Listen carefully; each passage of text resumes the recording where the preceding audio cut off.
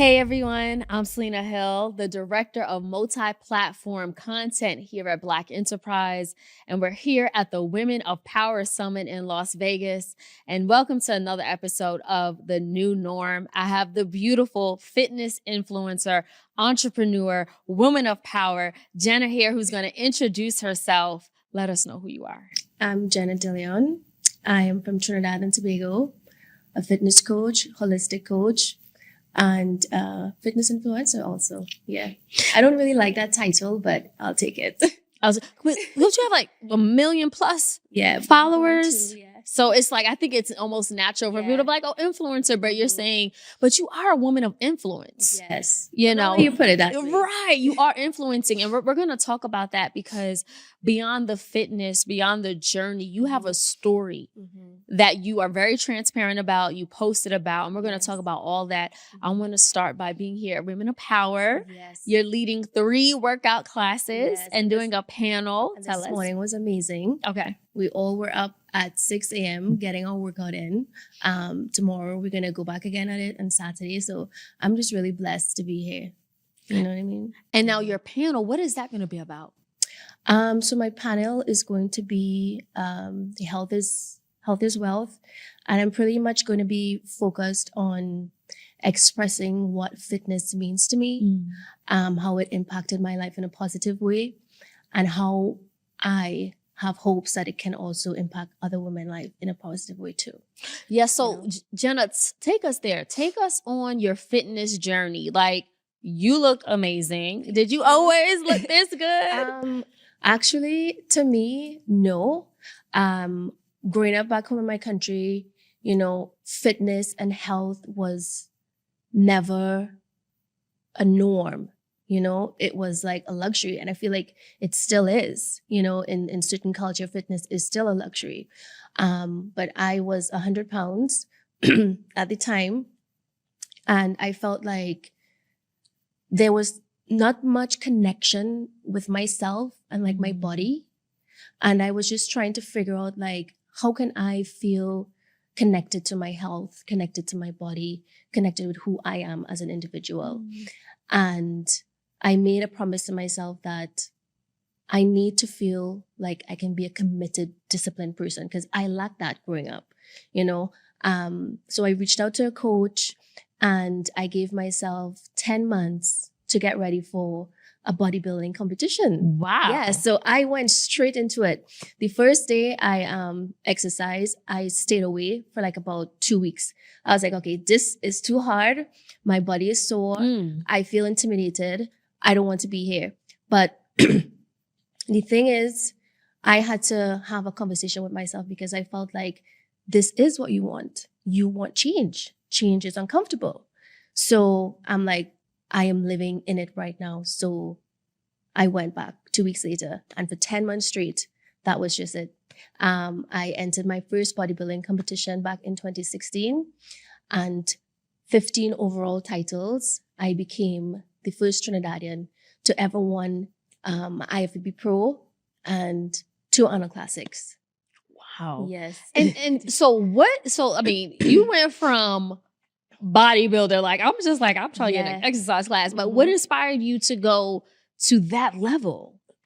So I was studying biology in school at the time. So I've always had a connection with the body, but like, I never really understood how can I like convert that to other people, you know?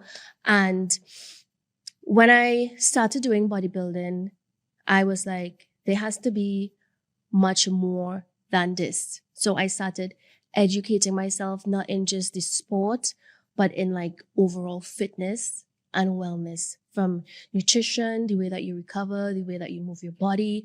And I had no idea, like there were so many different ways to move. So many different ways to move. It's not just by lifting weights. It's not by just doing Pilates. You know, you can be in your home and do breath work. You know, you can do stretches. You can be intentional about moving your body.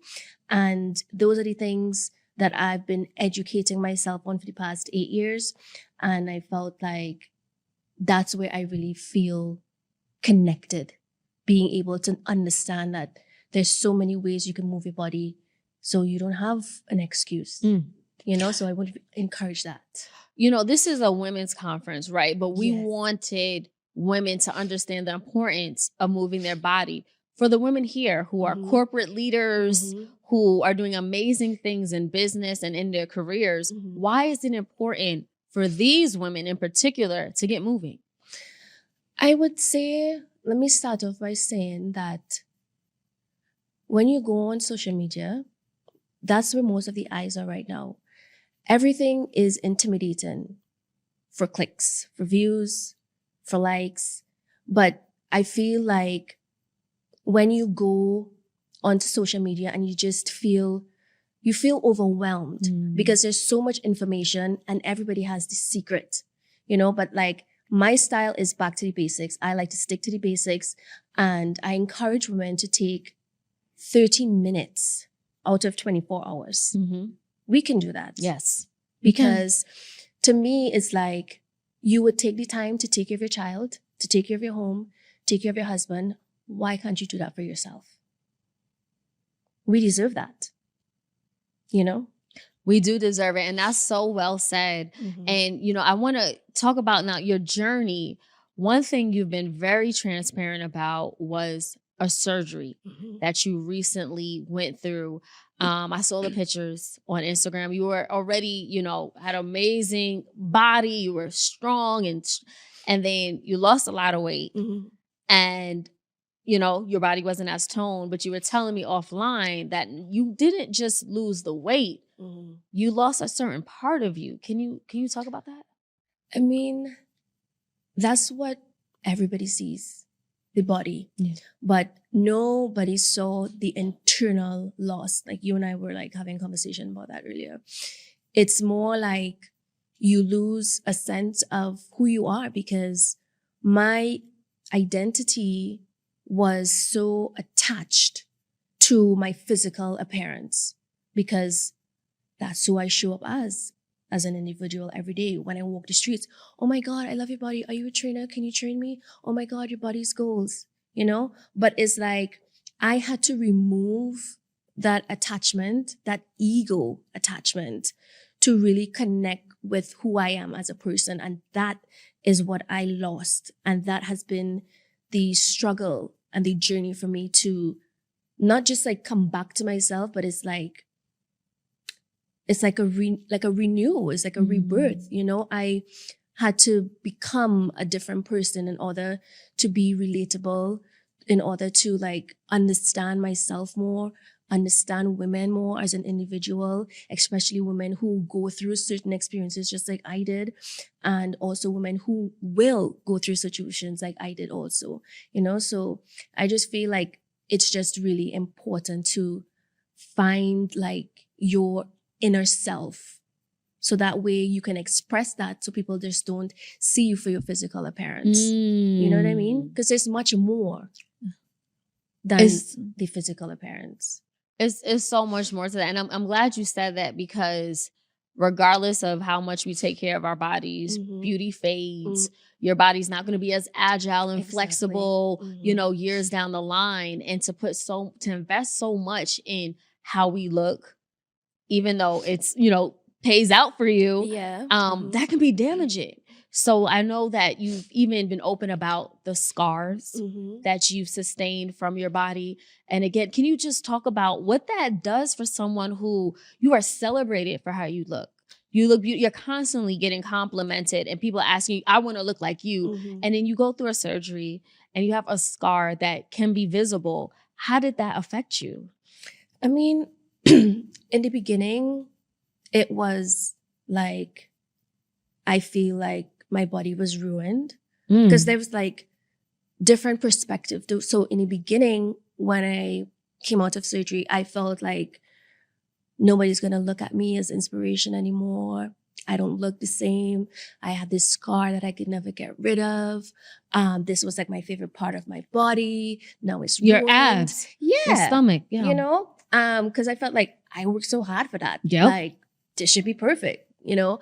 But it's like, when I took into consideration that my perspective was just negative, and that was going to be the outcome that is how people are going to receive me.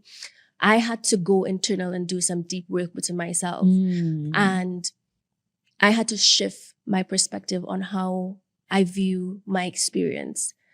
And it's like, I now view my experience as like a testimony for like, you can be doing everything right and life still happens. But it's what you do after that experience, you know?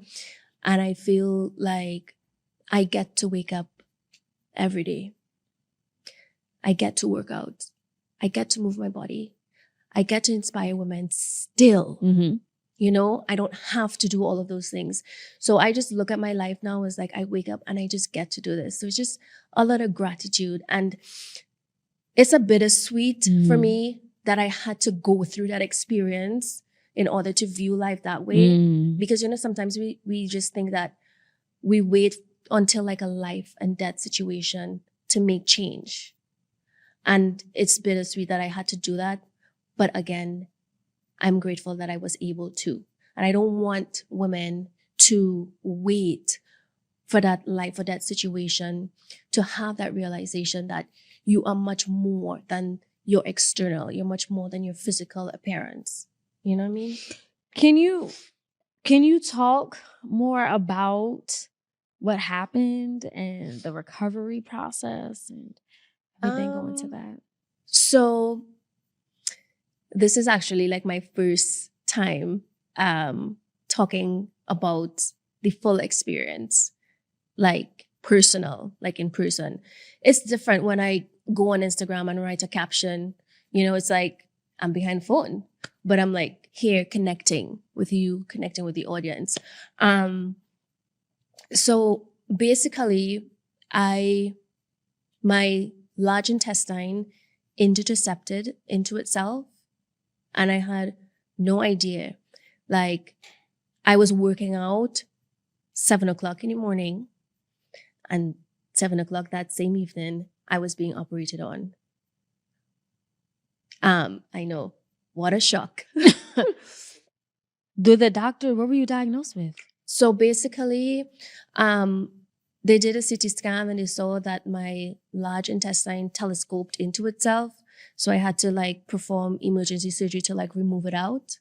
So when I performed emergency surgery to remove it out, there was a lemon-sized tumor that was attached to it. And when my surgery was complete, my surgeon was like, did you know that you had like a tumor that was attached to your large intestine? And I was like, what? I was like, well, was it benign? Do I have cancer? Like, what's going on? He was like, it was benign. So basically, what it was, this is my first time saying this, by the way. It was a ball of hair. Yeah. I used to pull my hair and eat it when I was a child. Yes, for 6 years. So I had this tumor that was developing in me for that amount of period of time. Because like the body can't digest hair and it's dangerous to the body. What my body did is like form tissue around the hair to protect my body so it won't be harmful to my body. And that's just pretty much it. But like the whole recovery process was 10 times harder than actually finding out that I had to go into surgery. It was way worse. But it's still something that's like still ongoing. Yes. And thank you for sharing that. The strength and courage it takes to be that vulnerable. Have you been able to figure out what the stress factors were when you were a child that, was it stress that you were just, that made you do that? Because I know, so I did some reading and I know that it said like, sometimes people like we bite our nails or we pull the hair out of our eyebrows, especially young people, just because they don't know how to deal with stress. Like, you know what I'm saying? There's something going on in the home and we don't know what to do. So we like, take it out on, our bodies sometimes. I mean, I talk about this. I'm an advocate for mental health. I I'm very open about my anxiety, and I think I was just a anxious child growing up because I grew up in a very chaotic home, you know? Mhm. And I mean, I don't really recall those moments because I was just so young, but I can feel that it's still in me, you know? I think it was just like stress growing up in a very chaotic home, not having a lot of like organization, nothing isn't planned, you know what I mean? So I just felt like maybe that's what it was. But I try not to like focus too much Right. on it. So what you do focus on now, and I remember you told me this, is the release, the Mhm. inner work. Yes. Can you talk about that? Because exercise is a form of release. Exactly. Just talk about how you are releasing that stress from childhood and even to the surgery and the recovery process, because that was a lot on you mentally and physically. Yes. How do you release that? So I realized that my only form of release was movement, which is good. Yeah, it is a great You know, thing. it's a form of release, but it wasn't giving me the release that I needed in order to overcome generational curse, childhood trauma. It was more like me putting a band-aid on the trauma that needs more internal work rather than just like doing external movements. So I really focus a lot on breath work and being very intentional about the way that I am, the way that I show up, the way that I speak to myself, the way that I treat myself. I do a lot of meditation. I do a lot of reading. And for me, like one of my ways to release is talking about it. Yes. Talking about it with my audience, talking about it with my partner, talking about it with my friends, my family, creating a safe space so my people also can express. So when they express and release, I get a form of release too, you know, because it's like, it's almost as though like it gives me purpose and it makes me feel that I'm not alone, you know, and I feel like that is what's really needed. It's like community. And it's just not talked about a lot in our culture, you know? So I encourage my people, I encourage my women, my sisters to do the work. It's okay to seek therapy. Yes. It's okay to call a friend, you know? It's okay to like have a conversation. It's okay to try new things and put yourself in like uncomfortable situations because that's the only way you're going to grow. Like learn about who you are as an individual because you're much more than your external appearance. You know, and that's what I like to focus on. Absolutely. And you know, when you talked about just purpose, and the focus outside of fitness, you launched your own company as well, which is another way for you to continue to empower others. Can you talk about the company? So Reset, my baby.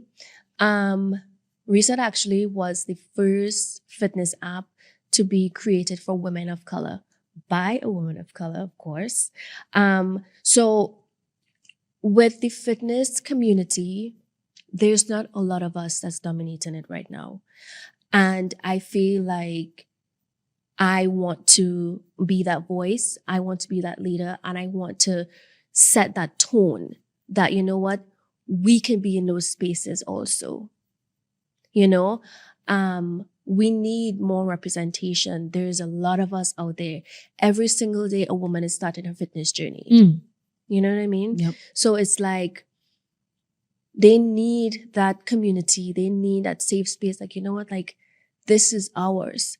And that is why I created Reset. Like I needed to form a community where my sisters can feel a part of something they can feel comfortable and they can feel safe to move their bodies in any way possible. And we just didn't have that, you know? So that is my mission with my career, with who I am as an individual, coming from Trinidad, a very small, tiny island, population 1.4.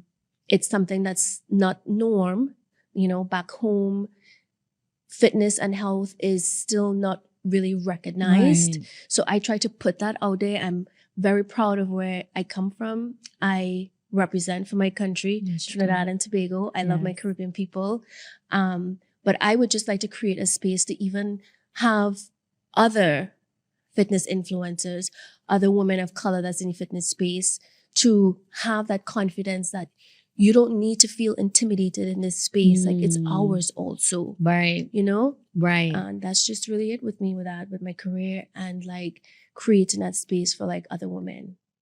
That's amazing that you're doing that. What advice would you give those who say, look, I don't feel confident to even walk into a fitness class or a gym because I can't move my body like that. I don't look good in the little Spanx, and, you know, because a lot of women, especially Black women who weren't initially exposed to health and fitness. And now we're like, okay, I want to get into it because I see everyone who looks good on Instagram. But it is that intimidation factor because we don't know, or we haven't been, you know, keeping up with our bodies. I would say this. It's comparison. You can't compare your day 1 to somebody year 5. You know? And I tell my sisters that all the time when they say, like, you know, I want to look like this by next week, or I want to get ready for this photo shoot, or like this vacation. It's like all those things are great, but it's like you have to find your why. Like, your why is the most important thing because it's going to allow you to continue on beyond the vacation prep. Right. Yep. You know what I mean? So it's like, again, back to, you get to do this for you. And it's just like, I don't feel like a lot of people look at fitness and health as a way to show self-love. They look at it as a chore, but it's not. Right. You're taking care of your body. You're appreciating your body. You're setting examples, not for you, but like for your kids, the people around you, you know, and that's going to make a very huge impact. So you can't compare yourself, your day 1 to somebody's year 5.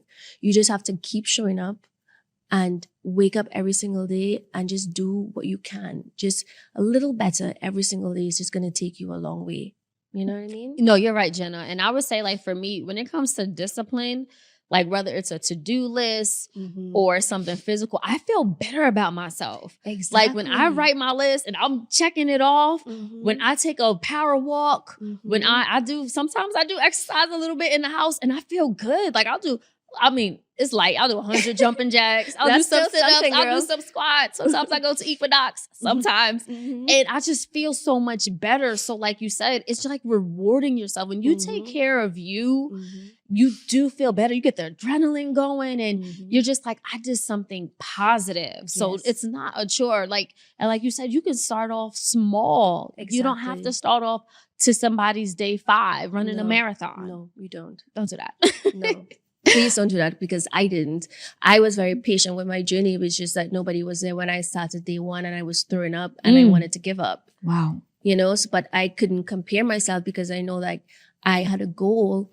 And it's just like with anything in life, you know, you have to be patient with the journey. Most people are so focused on getting there. You're not being present with who you are. Yes. You're not being present with where you are. You know, like the present is all that we have. Like the past, it's gone. And the future, like it's not even here yet. You know, like this is what we have right now. You know, so I feel like if we set more intentions on being present with who we are and practicing gratitude, you get to wake up every day, you go after your goals, you get to work out, you get to take your kids to school, you get to eat, you have a roof over your head. There's a lot of things that can make us feel grateful, make us feel connected, and make us feel purposeful. And I just feel like You can't look at fitness as a chore. Like, make it a part of your routine. Yes. Make it a part of your daily life.